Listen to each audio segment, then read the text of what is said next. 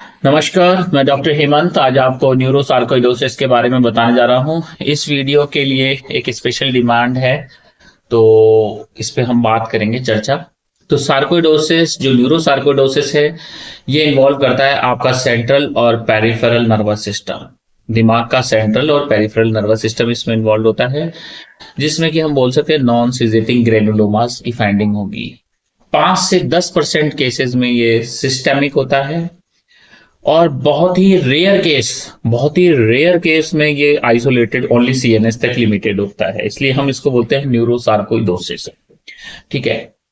अब इसकी common sites कहाँ कहाँ होती है, कहाँ कहाँ ये न्यूरोसार्कोइडोसिस होता है, जैसे कि हम बोलेंगे क्रेनियल नर्व्स में। जनरली फेशियल नर्व जो होती है, क्रेनियल नर्व 7 उसमें होता है, जिसके कारण चेहरे का पालसी होगा, फेशियल पालसी। बायलेटरल एक्सप्रेशंस चले जाएंगे, फेस के दोनों साइड हो सकता है, या यूनिलेटरल ऐसे हो सकता है, एक तरफ का है।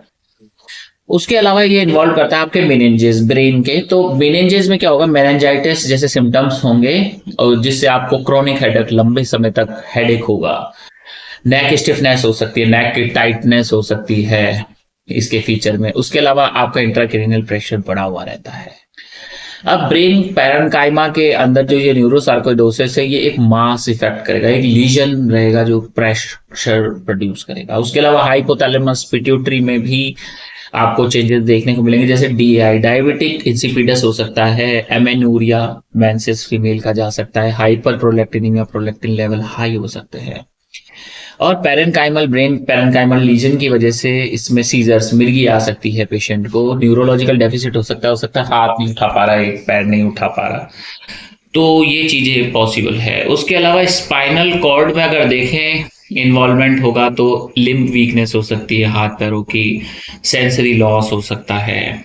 अगर हम इसको डायग्नोस करें, पहचाने कि न्यूरोसार्कोइडोसिस है या कुछ और के कारण पेशेंट को ऐसे सिम्टम्स आए हैं, तो इसका कोई डेफिनेटिव डायग्नोसिस तो है नहीं, पर फिर भी हम एमआरआई करा सकते हैं, जिसमें हम देखेंगे लीजन्स को हम देख सकते हैं, लैप्टोमेनेंजियल एंट्रैपमेंट देख सकते हैं, हाइपोथैलेमिक लीजन्स देख सकते हैं। उसके अलावा अगर हम सीएसएफ एनालिसिस करते हैं सेरिब्रोस्पाइनल फ्लूइड का, तो उसमें हम देखेंगे लिम्फोसिटिक प्लियोसाइटोसिस, और प्रोटीन्स होंगे सीएसएफ में वो ज्यादा हो सकते हैं, ग्लूकोज लो या नॉर्मल हो सकता है, सीरम एसीई लेवल बढ़े हुए हो सकते हैं डायग्नोसिस के दौरान।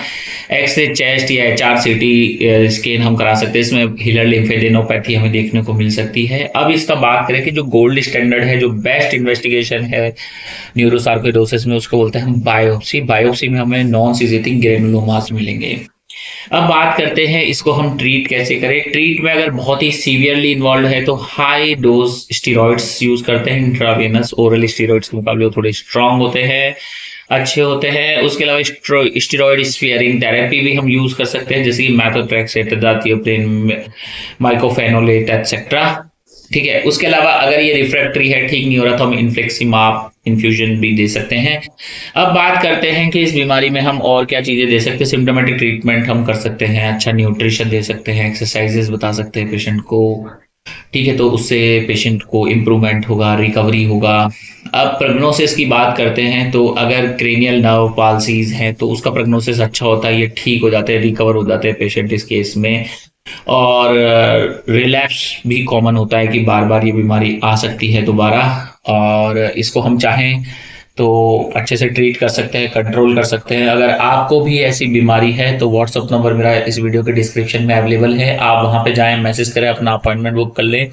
वीडियो अच्छा लगता है लाइक कर दें, चैनल पे नए हैं सब्सक्राइब करना ना भूलें। थैंक यू, धन्यवाद, नमस्कार।